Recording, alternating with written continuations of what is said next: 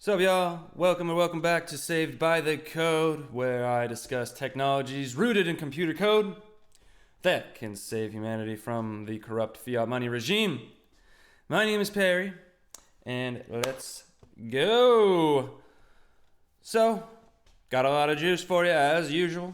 You know the drill, except this is not a drill. This is the real deal.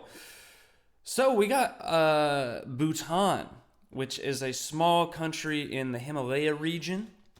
Apparently has been secretly, quietly mining Bitcoin for years. Little Bhutan. It's like by Nepal, if you know that, north of India. And apparently they have been mining Bitcoin for a few years now, since the price was like $5,000. And the country has a bit less than 800,000 people, and they have a lot of hydroelectric power there. And that is what they've been using to mine Bitcoin.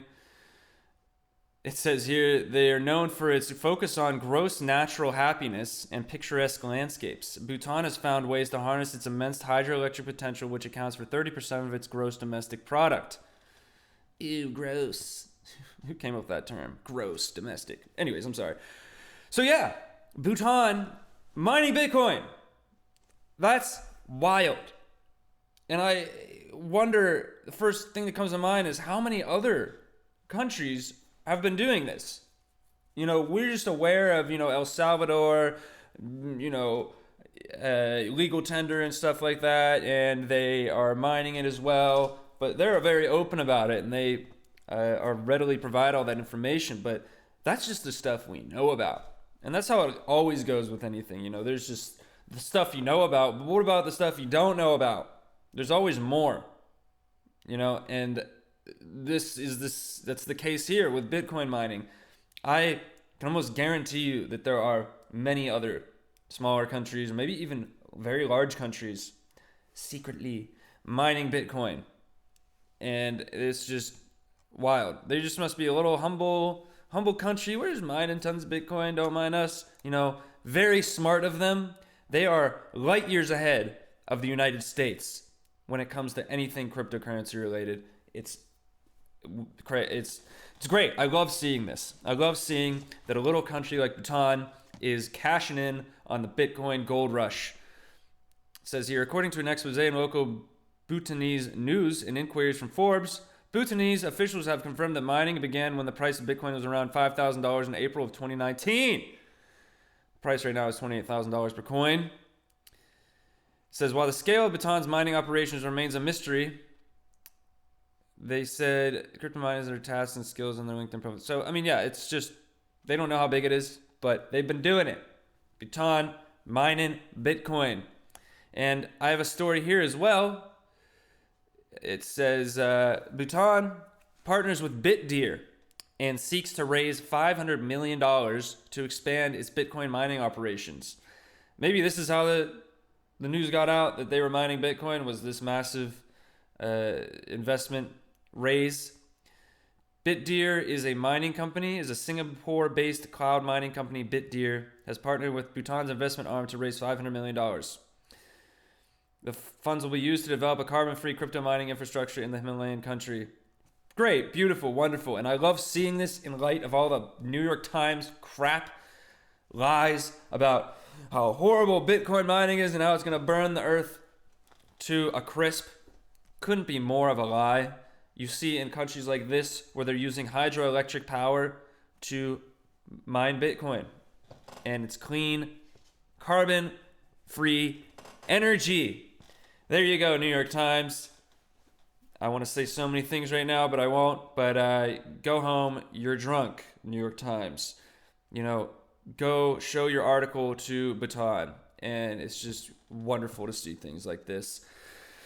Let's see here if it says anything else. It says here, the CEO of DHI, I believe, stands for, it said it here, Druck Holding and Investments, is apparently the investment arm in Bhutan.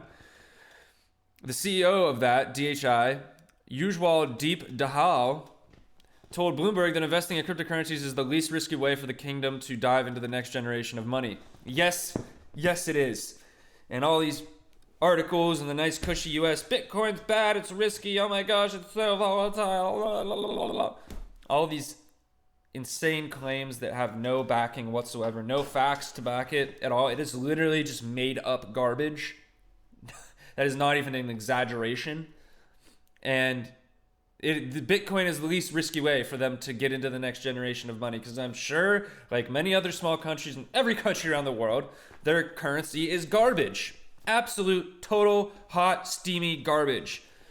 And Bitcoin is there. It is just neutral. It is just, hey, what's up? I'm just chilling here. If you want to mine me, if you want to use me as your next currency, I'm just right here. That's the beauty of Bitcoin, is that there is no gatekeeper. Anybody can start. Bhutan, we want to start mining cryptocurrencies. We need a better currency than what we currently have. So, hey, there's Bitcoin. Let's start mining it. Let's just start creating it ourselves.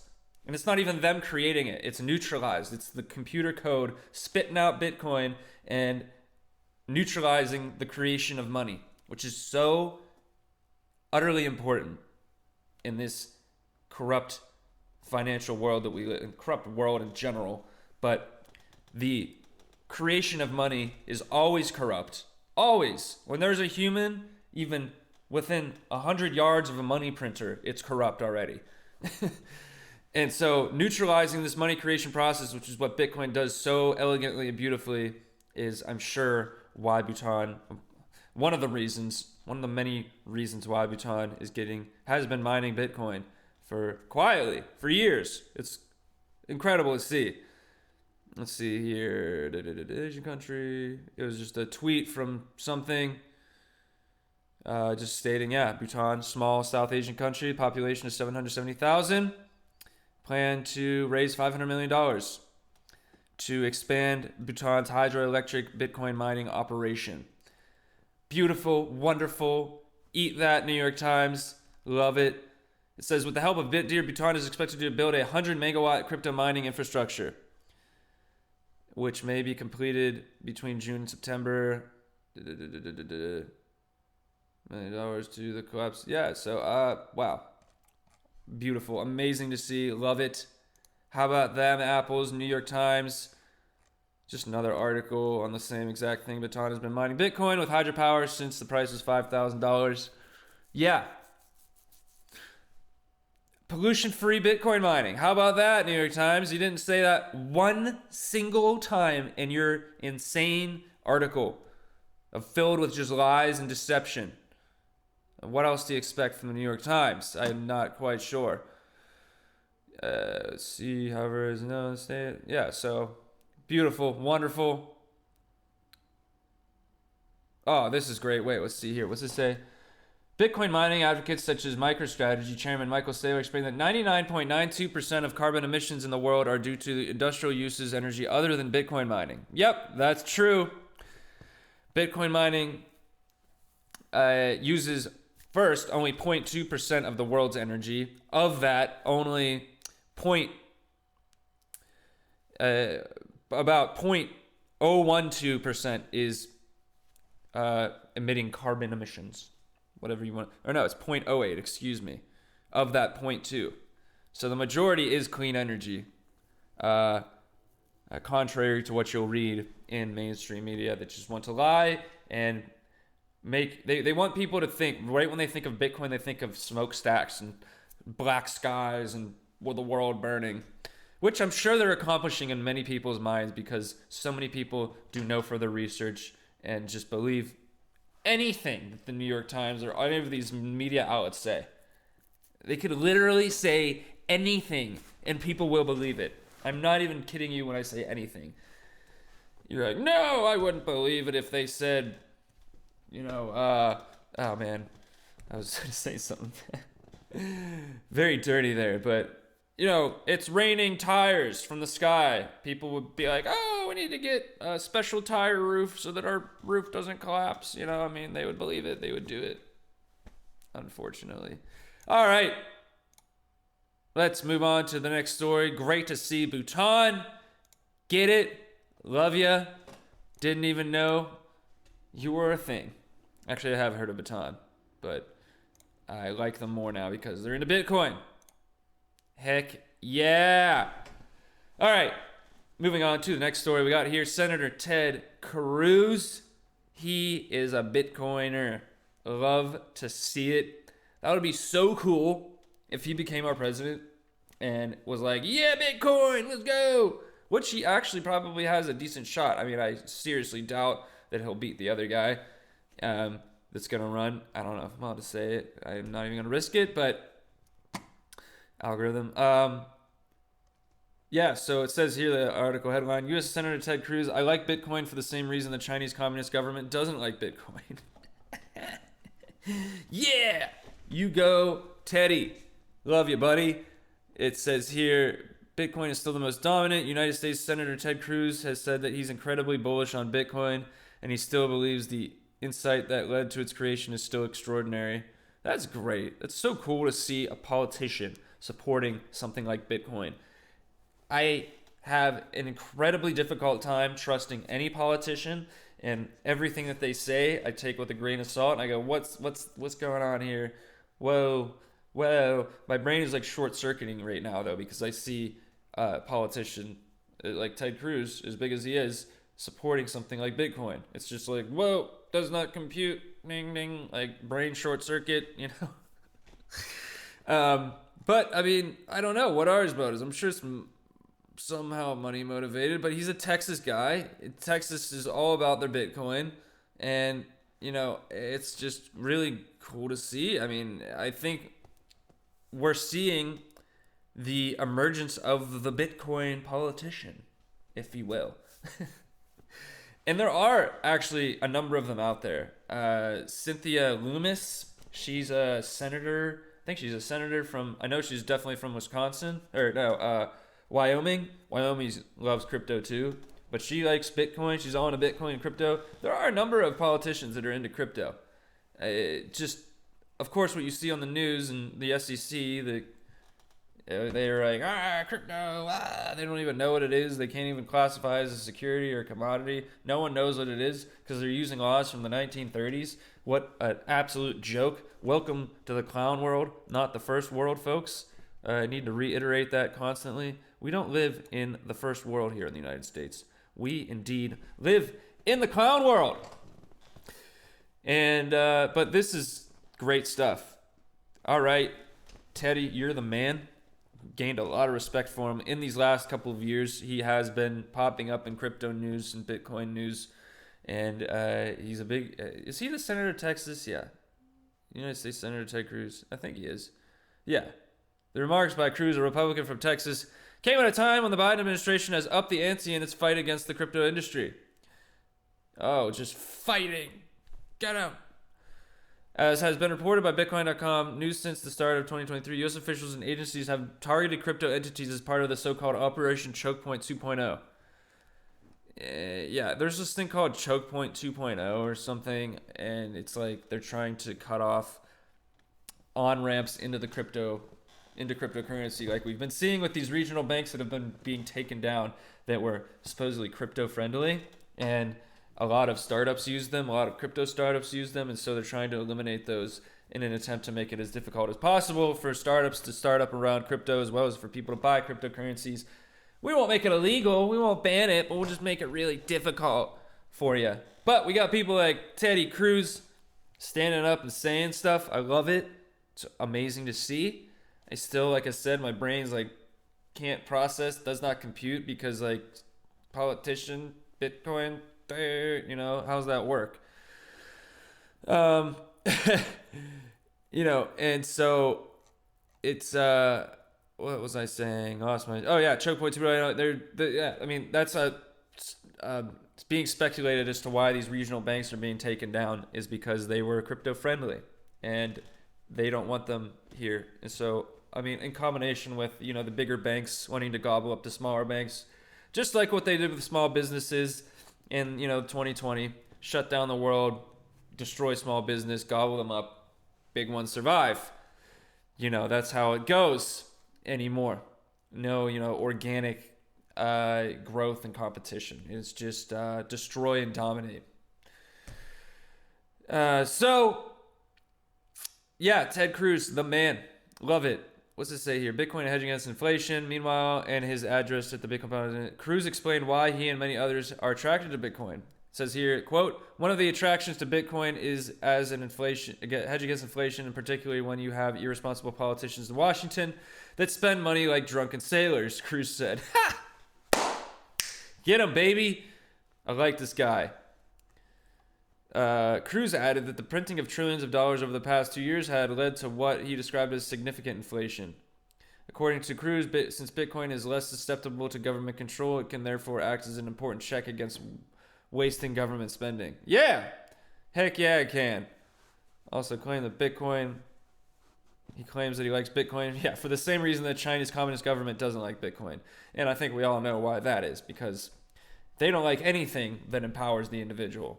They want all the power. We want all the money and we want all the power. Oh man, I could say so many things right there. But can't do that these days. Gotta bite your tongue. And forgot that First Amendment doesn't exist anymore. Great to see. Love it. He spoke at, where was it? Where did he speak at? According to Cruz. Where did he say it? Where did it say that? Yeah, at the Bitcoin Policy Institute. That was where he said these words. All right, Teddy, love you, man. Oh, know who I'll be. If I was in Texas, who I'd be voting for, and I don't know, maybe is he gonna run for president? But like I said, likely he won't win. But I think Trump and him are friends. I think Cruz should be like, hey, yo, dude, Bitcoin, yeah, cool. All right, next story here. Oh, kind of bringing back that, the title of this article is Who Benefits from the New York Times Attacks on Bitcoin? And we all know who benefits from that. However, let's see what this article says. Does anyone benefit from the publication's recent hit piece on Bitcoin mining? Yes, I would believe so. It says, does one of the largest individual shareholders of the New York Times benefit from the publication's recent hit piece on Bitcoin mining? And yeah, New York Times, if you weren't aware, recently released an article on literally a malicious attack on Bitcoin and Bitcoin mining and how much energy it uses and the amount of intellectual dishonesty, lies, and just total fabrication of things that were in this article was absolutely mind-blowing. Every single word was just like, God, like it was just such blatant lies and just fabricated BS.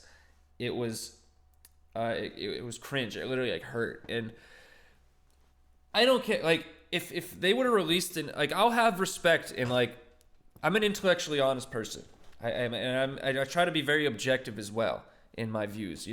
If someone releases an article bashing my beliefs, whatever it is, if they present rational arguments and present factual information, even if it goes against what I believe in, and they're fair in their arguments, I will respect the information in the article and the writer, and I'll be like, okay, you present a rational argument, all right, and I see where you're coming from, and that's like how we advance as humanity is having this intellectual discourse. However, the New York Times article had none of that. In fact, it was negative of that. If you can go any lower than any of what I just said, it's just literally filled with lies. Intellectual dishonesty was in every single word, and just totally made up BS. I'm not even kidding you. If you want to go read it, well, you got to pay for it. Apparently, Bitcoin miners are greedy, but they're not whenever they charge you to read their article. They're incredible articles that are just so worth the money. Anyways, like I said, let's see here. The article, the real world cost of the digital race for Bitcoin, attacked the role of Bitcoin miners who participate in sanctioned demand response programs within the Electricity Reliable Council of Texas, ERCOT, the state's energy grid. So in Texas, this isn't just for Bitcoin, but it's for any large consumer of energy in Texas. They participate in this ERCOT program, Electricity Reliability Council of Texas, where they are paid to shut down their operations whenever the grid needs a lot of energy. So Bitcoin miners, they use a lot of energy. And so they are enrolled in this program where they are paid to shut down their operations in times of peak demand or emergency response, like whenever a winter storm rolls through and they need a lot of energy whenever there's an emergency such as that. Bitcoin miners fit that definition of a demand response operation better than anything on the grid, literally. And that's why they love it so much, and that's why Bitcoin mining has flourished in Texas, is because they recognize that balancing the grid in this fashion is so important to the proper operation of an electrical grid, such as in Texas, that operates on its own grid, by the way. It's not part of the national grid. It has its own grid. And so it's literally like independent. They could secede from the union and be totally fine. But anyways, this balancing of the grid is very important, and so many people don't understand that and they just don't understand it, and they believe articles like what the New York Times says, how horrible Bitcoin miners are, and that they're taking advantage of this system. Whenever they're not, they just fit the definition of a demand response energy grid balancer perfectly, better than anything else, because they can shut down their machines instantly. Literally at the press of a button, you can shut down the entire Bitcoin mining operation, and all that energy becomes available to the grid immediately. Nothing else can do that as quickly and as good as Bitcoin mining can. And so I'll continue here this article. The ERCOT program. These programs provide ancillary and demand response services that enable variable renewable power to be profitable and readily available when consumer demand rises. They also allow for goods to remain reliable during extreme weather events such as Winter Storm Uri in February 2021. Talking about the New York Times article, in its haste to attack Bitcoin mining, the New York Times appears to have reversed more than a decade of support for pro-renewable demand response programs and has potentially handed the Texas legislature fodder to limit competition on the Texas grid in favor of policies that promote natural gas, peaker plants, and pipelines. So, yeah, these people that wrote this article are being paid off, or I'm just going to say it, they're just dumb. Don't know how else to say it. I guess a nicer way would be short-sighted. Is that better for you? Yeah, it's just they completely have no knowledge of how this system works, or they, I think, actually, wait, in reference to this, let me see here. Demand response technology shapes peak energy comes by remote. Yeah, it was referring to that. So, in this article that I'm reading here, it says, the New York Times appears to have reversed more than a decade of support for pro-renewable demand response programs, such as ERCOT, the one that they bash in the Bitcoin article, because they have there is an article right here from the New York Times. Demand response technology shaves peak energy consumption by remote control.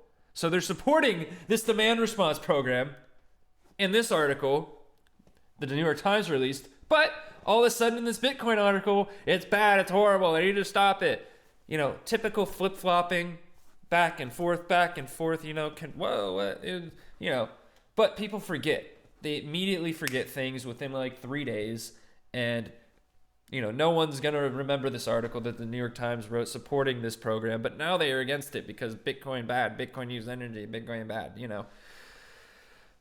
Sorry there, big rant. I've been ranting a lot lately, but it's these are crazy times to live in. This is the next paragraph here in this article says, who is Carlos Slim? I don't even know who Carlos Slim is. Carlos Slim, a Mexican business magnate who provided the newspaper with a $250 million loan in 2009, currently owns roughly 8% of the New York Times company Class A shares. He is the 11th richest person in the world with a net worth of $86 billion. Richest person in Latin America. Fortune derives from telecommunication networks. Dominates the company nations. So he's a rich guy. Says here that Slim has investments in the Texas energy market. Is a corporate conglomerate. Transport sells Texas natural gas. So he's got his hand in the Texas energy market. says here, by attacking Bitcoin mining, the New York Times indirectly helps midstream companies such as Carso Energy, which increases its profits from transporting and selling natural gas to Mexico. So, apparently, this Carlos Slim guy owns a lot of the New York Times, and this article indirectly helps one of his companies increase profits. Apparently. Carlos Slim's second eldest son manages the financial side. Let's see here. And independent, in addition to being a member of the board of directors, BlackRock company holding. BlackRock is the second largest investor. Slim's connection. Yeah, wow. So, yeah, that's what I thought. Money behind the scenes. Bitcoin mining competes with natural gas, peaker plants. So apparently, this New York Times article, wow, this article is way longer than I thought, is a way for this guy who owns a lot of it to increase profitability for his energy companies in Texas. Yeah, I mean, typical crap. It's that's what I thought, as usual. Let's see here. Very little about his piece makes any sense. We never know. Yeah, I mean, we don't know this for a fact. It's just speculation, but a lot of things about this article are fishy. It's just so intellectually dishonest. It's like mind-boggling. Says here, why did the article ignore a December 2022 ERCOT study that showed large flexible loads such as those favored by Bitcoin mining operations were beneficial to the Texas grid? Why did the New York Times article ignore the fact that Bitcoin mining played a significant role in avoiding blackouts during Winter Storm Elliott over Christmas? Why did it ignore the fact that Bitcoin mining reliably provides a price floor for overbuilding renewable energy generation on the ERCOT grid? Why did it single out a sanctioned demand response customer that was, according to ERCOT's format, largely responsible for bringing in large-scale variable renewable projects to Texas? Why did the New York Times reverse more than a decade of support for pro-renewable demand response?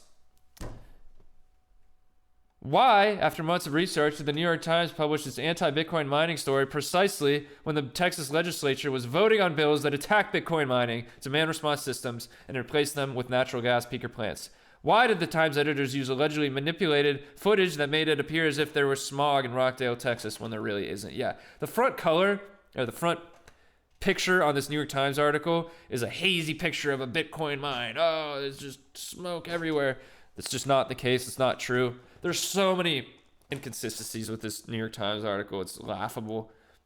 But, I mean, what else did you expect? Just typical clown world stuff. Lies, deception, greed, all that good stuff. But, like I've mentioned many times, so many people will believe this article that the New York Times put out. It's going to be gospel to them. I mean, a lot of people treat these media outlets as gospel, and they literally worship them and think that it's the truth. And, I mean, there's nothing you can do for these people. Even when you tell them blatant facts, it's just they won't budge. Oh, my, oh, my. And that's a huge problem today, too. So many people won't admit they're wrong, and that's a huge issue. Like, I will admit I'm wrong in a heartbeat. Like, if I'm wrong about something, I want to know that I'm wrong, And I always keep an open mind, and get that ego out of here. Who cares if you're wrong? It's called being a human. Like, no one's ever been right in their entire life. Unless you're married. Obviously, the man is always wrong, but I'm just kidding. It's just a joke. Just a joke. One of those joke things that you laugh at? Yeah, that's what that was. All right, let's move on here. What was the next story I had? Moss Infrastructure signs. So, apparently, is putting this digital infrastructure provider, this is the next story, Moss and Infrastructure Group Incorporated, has signed an agreement for a new site in Corning, Ohio, with an initial capacity of 24 megawatts. I love it. These mining operations are not stopping. This is a huge operation with 7,600. Oh, the site is supposed to go live in Q3 2023. and will initially host 12 modular data centers with 7,000 miners. It will expand Mawson's potential capacity up to 290 megawatts. Yeah, so this is great. Love seeing it. Another massive mining operation popping up in Ohio. Eat that, New York Times. I love it. These are going to keep popping up because Bitcoin mining makes you money, and it provides the world with an alternative to a breaking financial system that doesn't work and never will work. Unlike what we're told by the New York Times, all these other media outlets. We have a sound, strong financial system. Everything is just fine. The banks are good. We're all good. Literal just lies through their teeth. It's wild. But people will believe it. Once again, people will believe that the financial system is fine and dandy and it's never been better. There's never been more jobs. There's never been more happiness. There's never been more this and that. People achieving the American dream. There's never been more. It's been amazing. Our administration is really doing the best work. It's incredible. So many people will believe it. It's so sad. Gotta finish the job. Isn't that what the guy that's wants to rerun next year said? We gotta finish the job. What job? Of dismantling, destroying this country? Is that the job you're talking about? Because that's the only job I see you doing. Man, I'm still so stuffed up. All right, moving on. Oh yeah, but super cool. I keep getting on these tangents and rants. I'm sorry. Another massive mining operation popping up in Ohio. In light of all of these, obviously they're not listening to the New York Times. Did they really think the New York Times is going to? Oh no, we can't. Got to stop mining, everybody. The New York Times said so. Got to stop mining. Can't do this anymore. Bitcoin just makes no sense. Why would we mine? Why would we set up all this mining infrastructure, spend hundreds of millions of dollars, and spend all this energy and hire all these people? If Bitcoin had no use case, obviously it doesn't. Duh. Why would massive mining operations be popping up everywhere if Bitcoin had no use case? Sure, you can make money off of it, but if it didn't have a use case, you couldn't make money off of it. All right, moving on. Here is something that I wanted to. Fan of decentralization comes from many forms. Oh yeah, this article released by this person says Bitcoin hash rates threaten blockchain decentralization. The blockchain industry is facing a massive power imbalance, just like the traditional finance industry. Not just like the traditional financial industry. I would disagree with that. And this person isn't super informed. I've seen these articles, a lot of them throughout the years, how Bitcoin mining is centralized and that these mining pools have the ability to take over the network and Bitcoin's going down, It's just not true. If you're not looking at the screen, there's a hash rate distribution amongst the largest mining pools chart, and it shows. So mining pools are where people that are mining Bitcoin can pool together their computing power into one large conglomerate and split the profits evenly amongst how much power you contribute to the pool. So let's say there's people mining Bitcoin individually. Instead of doing it individually and not having as high a chance of getting a Bitcoin reward, they can pull together all. So say there's 1,000 people mining Bitcoin and they're all doing it individually. And how Bitcoin mining works is the more computing power you have, the greater chance you have of getting that Bitcoin reward. That's the incentive to mine Bitcoin, is you make money off of it. So the more computing power you have, the greater chance you have.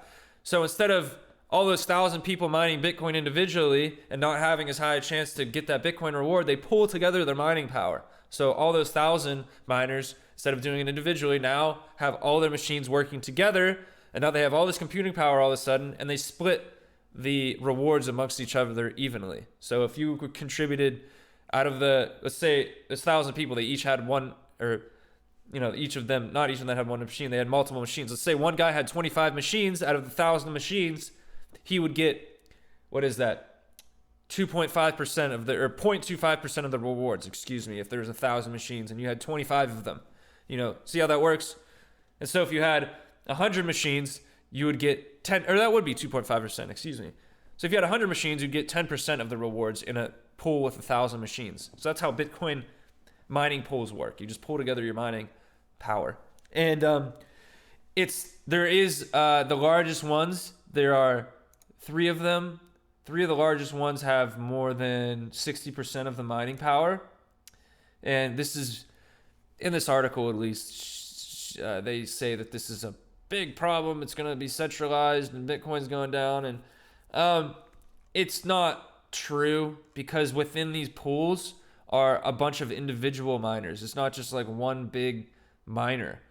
Like it's not like it's only 3 miners controlling 60% of the network. It is thousands of machines geographically distributed all around the world that you would have to, that are pulling together in a few pools. However, there are still individual miners within these pools. So it's not true that they could just take over the network. It's a lot more complicated than that. Even if you have 51% of the computing power of the network, you would have to sustain that attack and go unnoticed for an extended period of time. If someone tried to attack the Bitcoin network, it would be noticed immediately, and the price of Bitcoin would suffer drastically. So the very thing that you're trying to make money off of's price would decrease significantly if you attempted to attack the network, if you attempted to take over the 50% of the network. And so, the incentives are just not there. I mean, that's literally like if you were the owner of a pizza shop and you own the pizza shop, so you've invested all this money into starting this pizza business, and you've built it up over the years, and you're very proud of it, and you have a lot of pride in your pizza shop, and you're making money from your pizza shop by doing good by your pizza shop.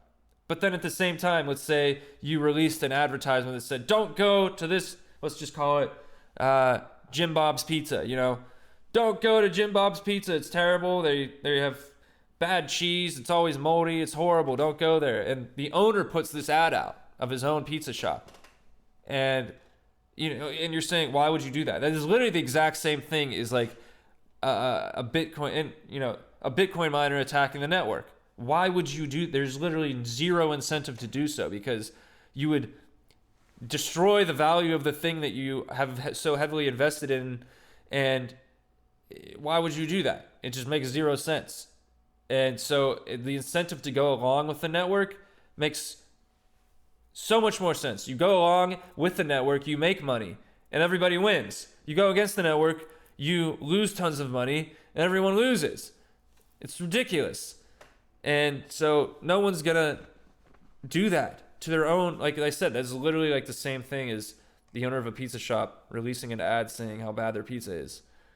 It makes zero sense, and you would lose money, and your business would get destroyed. And why would you not just continue being the owner of your business, promoting it, and making money? Makes zero sense. So this is the same kind of idea in Bitcoin mining. Why would you destroy the very thing that you're making money off of? Makes zero sense. So this article just doesn't talk about that there are individual miners in these mining pools, that the incentive mechanism within Bitcoin heavily punishes that. Hence why the Bitcoin network hasn't been taken down yet, because of the incentive structure. And you may be thinking, well, couldn't a government with trillions of dollars just take down the Bitcoin network? They're not going to do that. They'll just ban it. Why would you spend all this money when you just ban it? Like, the government could just ban Bitcoin and goodbye. Like, if the U.S. government banned Bitcoin, the price would suffer immensely. It wouldn't go away. Bitcoin would still be a thing. So, I mean, maybe that would be a reason for them to do it, to build up all this mining power and then attack the network. Sure. But that doesn't mean that Bitcoin is just over, you know? That doesn't just mean, oh, Bitcoin's done, goodbye, like everyone loses all their money. The people that are still mining Bitcoin honestly would just go like, okay, whatever. You just destroyed Bitcoin. You spent all that money destroying Bitcoin. We're just going to keep mining over here, because they would still have a record of all the transactions that have ever happened on Bitcoin. That doesn't just mean all the transactions are gone forever. You know, if the government took over the network, there would still be a record. That's the beauty of decentralization, is that everybody has a copy of the blockchain on their computers, on their a storage of it. The people that run mining operations, as well as there's also nodes in the Bitcoin network. And I talk about this in my What Bitcoin Is video if you want to check that out, but I'll briefly go over it.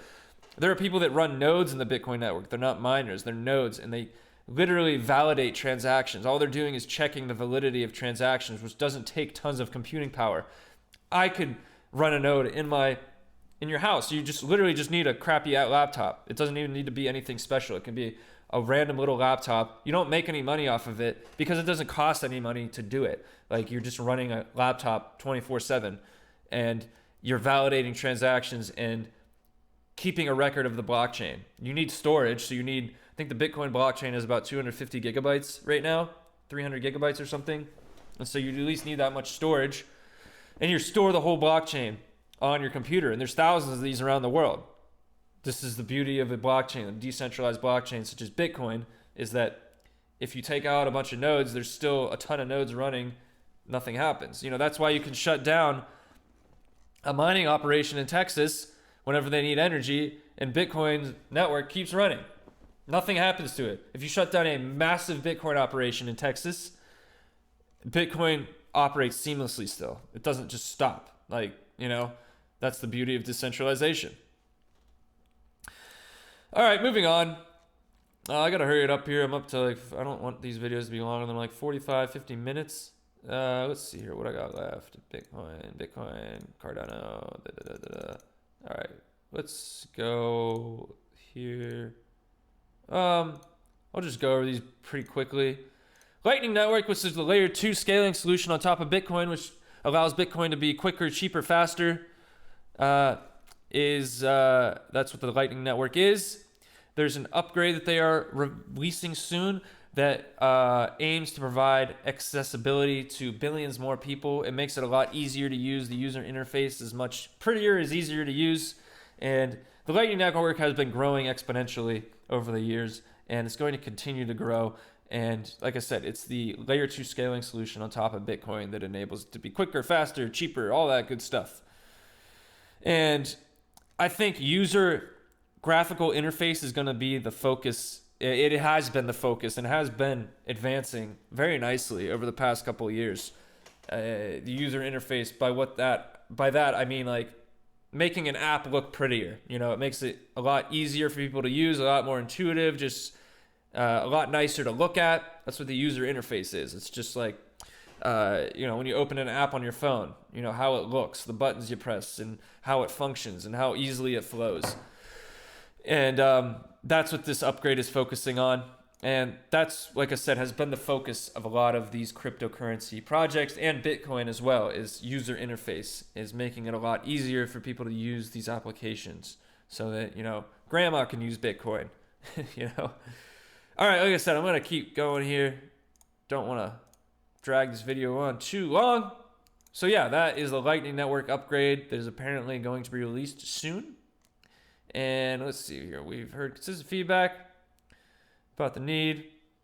Seamless onboarding of new Lightning users. Yeah, so they just want to make it a lot easier to use the Lightning Network. Next story here about Cardano. If you can't tell, I like Cardano. I'm a Cardano guy. I think it is better than many of the other projects out there. It has been around for a long time as well. It's been around since 2016, I want to say 2017. So it has staying power. It's survived bear markets, multiple bear markets. Hasn't just gone into obscurity like a lot of cryptocurrencies have. It's still here, still standing, and it has a lot of potential. And They constantly release updates. It's a great project. And the thing I really like about it is that it's a peer-reviewed, scientific approach, research-based, scientific approach to all this blockchain technology stuff, this financial technology stuff, fintech. And I really like that because I have like a science kind of mind. And it's like a peer-reviewed type of blockchain where they do a lot of research and also publish their own research in an attempt to advance the space. It's like a scientific approach. It's all open out there. All the information's out there and open for people to build upon and learn from, and which is how I think it should be. So this article, it's Cardano is the most actively built blockchain out of any blockchain. It's ahead of Ethereum, it's ahead of Solana, it's ahead of Bitcoin. It has the most active developer base. It says here there is more daily development on Cardano than any other blockchain, including Ethereum and Bitcoin. Yeah, so they just are constantly submitting code and updating the code for Cardano. Let's see here. It says Ethereum is king. While Cardano aims to eventually topple Ethereum as a go-to smart contracted platform, it nonetheless still lags behind the legacy blockchains and activities such as DeFi and NFTs. Yes, it does. It does. It was second to the party. It was late to the party. However, it still will have a place in the decentralized smart contract platform world, which is what Cardano is.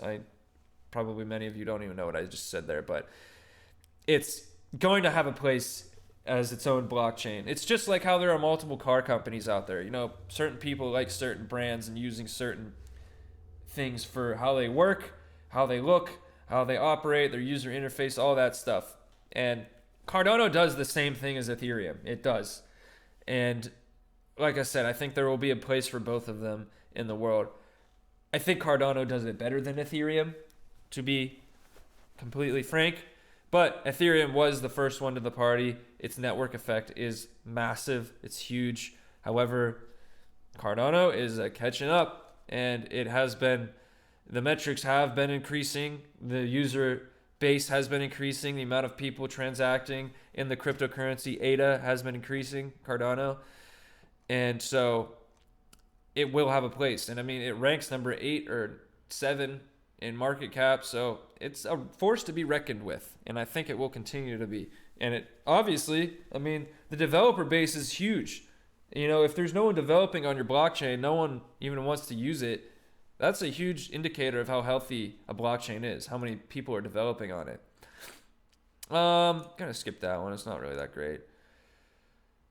Iris Energy to triple mining capacity, 1,000 new rigs. Iris Energy, I'm going to read this article. This is a great article. Iris Energy is a Bitcoin mining operation currently in Canada that is expanding into United States. Or wait, what's it say here? Iris Energy. No, wait, is this a different one? I guess it is. There's another Iris Energy in Canada. It's a Bitcoin mining operation that is 100% renewable. They do not use any coal-derived or natural gas-derived energy. It is literally all renewables, such as wind, solar, and hydroelectric. And it's called Iris Energy. It's in Canada. But this one is about Iris Energy in Australia, apparently. I didn't see that when I pulled this article up. So the plans roughly increases mining capacity by adding thousands of mining rigs. So yeah, oh yeah, never mind. It is that Iris Energy. I'm so sorry for confusing the heck out of everybody.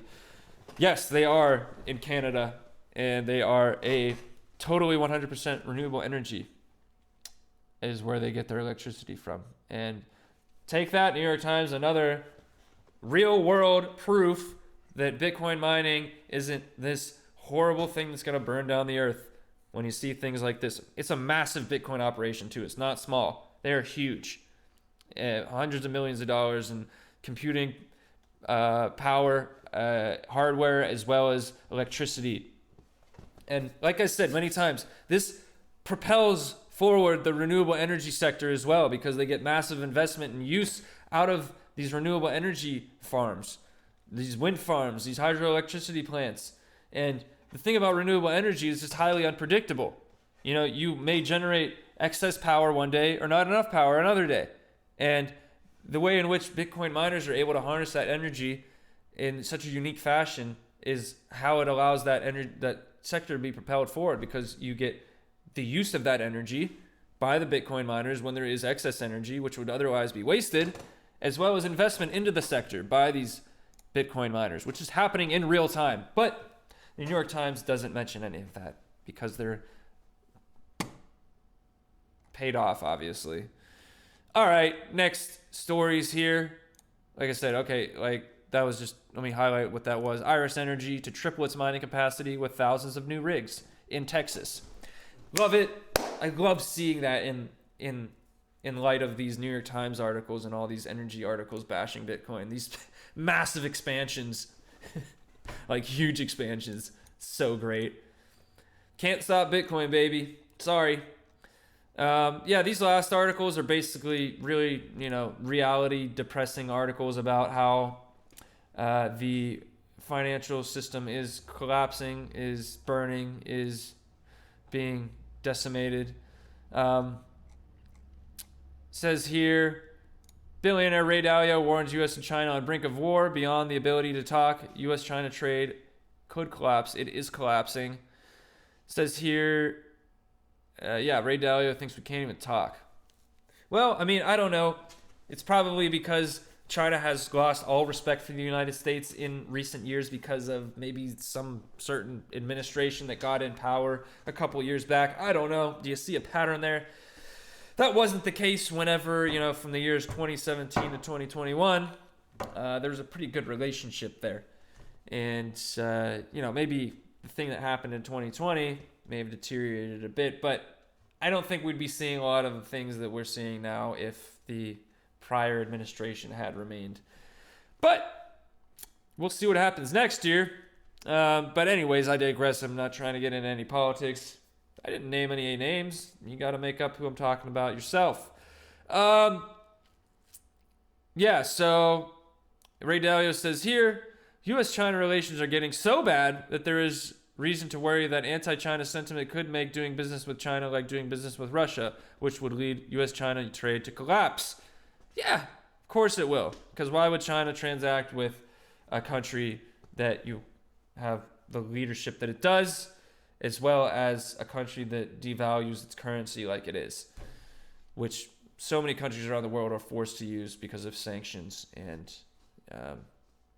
so apparently another clown world type stuff, U.S. going down. The clown world is toppling. All right, last article for the day here. Robert Kiyosaki, the author of Rich Dad, Poor Dad, says regional banks are being wiped out, calling the feds criminal. Yes, he hit the nail right on the head there. He is the author, like I said, of Rich Dad, Poor Dad, which has sold millions of copies around the world. He said here, let's see. Kiyosaki tweeted on Wednesday, why is the Fed destroying regional banks across America? Regional banks are the heart and soul of the economy. I wouldn't agree with that, but I mean, more so than bigger banks, sure. And is this intentional? Is the depression intentional? And yeah, so just destroying smaller banks, destroying small businesses. This is what the government does. This is what a socialist government does. This is what a communist government does. And this is what we're witnessing firsthand over the past couple of years. That's what they did to small businesses back in 2020. And now they're doing it to small banks in 2023. And we'll continue to do that to small banks in 2023 because, oh no, your regional bank's gone. Well, you can come to us. We got you. We'll give you a big hug and a nice lollipop. They always got the lollipops in the banks, or a pretzel or whatever they want to give you, so that you walk out with a nice sweet taste in your mouth, just skipping down the street, whistling Dixie, birds chirping, the sun's out. You're so happy because you just put all your money with your trusted institution and you got a lollipop out of it. Oh gosh. He says here, in a separate tweet, Kiyosaki cautioned that by supporting only the big banks such as JP Morgan Chase, the Fed is wiping out regional banks, calling the Fed's action cruel. Calling the Fed criminal. support small banks and small businesses. Yeah, he's urging people to support small banks and small businesses, not JP Morgan, which is the biggest bank, I think, in the world, which is just gobbling up these smaller banks. And a lot of people are going to flock to these bigger banks with their money because they're like, where do we go? I don't know. Oh, I'm not going to put it into Bitcoin or anything. I'll just put it back into the very thing that screwed me in the first place, the bank. So irrational, so illogical, but hey, everybody's allowed to do whatever they want, I guess. But it just amazes me. I don't know what that was there. It amazes me that these people wouldn't put at least a portion of their money into, not financial advice, make your own investment decisions, but you wouldn't at least put a portion of your money into Bitcoin or gold or any of that stuff. You just throw it all back into another bank. Sure, take my money again and ruin my life. It's fine. You did it 20 other times. May as well keep on going, Forgot about, 2008, did you? I'm sure. That's been 10 years now. It's all good. 15 years. It's all good. I'm sure people actually have forgotten about that and trust their banks or for some reason still trust their government because they did us so well. They saved us all from sure death and destruction. Yeah, and now they're doing it again. And don't know how many times to say it, folks, but we don't need banks anymore. There is an alternative like Bitcoin. It is hope. It is freedom. It is a life raft in these insane times. The boat is sinking. It's not thinking. It's sinking. The boat is thinking. And Bitcoin is the life raft. All right. It is hope. It is freedom. That does it for this video. I do hope y'all enjoyed. I hope you are doing all right out there in these crazy, crazy times. Like I said, I'm not going to go over prices anymore. I feel like doing that every single day just probably stresses people out. Stresses me out because all you got to do is zoom out, Unless the price is going up, then I'll mention it. But so I guess if it's going up or down, whether or not I talk about it or not. All right, now I have to talk about it. Just kidding. Yeah, so hope you're doing all right out there. Like, subscribe, leave a comment, whatever you want to do. Hope you enjoy the content. Please tell your friends, tell your family, tune in to Saved by the Code. Get your butt saved by the code here, people. We have an alternative. We have technologies rooted in computer code that have the ability the potential, the ability, not even the potential. They are saving people from this corrupt, burning, breaking, terrible financial system that we're all forced to use. Now we don't have to use it anymore. Don't have to. We got this beautiful thing called Bitcoin. I'm trying to point to it, but it's hard to. Okay, yeah, right behind me. See that thing right there? Yeah, that thing right there. I got links down in the description of exchange. Gemini, it's a great exchange I use. I got a link how to properly store your cryptocurrencies on a ledger. I should make a video about that, how to set up your ledger, how to properly store, and how important it is to properly store your cryptocurrencies. It's so important. Self-custody, storing your own crypto, not storing it on an exchange, is so important. It completely defeats the purpose of a cryptocurrency if you're leaving it on a website and not storing it on a ledger, is what the device is called that you store your crypto on. And so yeah, like I said, I'll probably make a video on that soon. I feel like I should. It would be really helpful. But all right, enough from me. Hope y'all enjoyed. Subscribe, like, all that good stuff. Until next time, I bid you farewell on your cryptocurrency journey.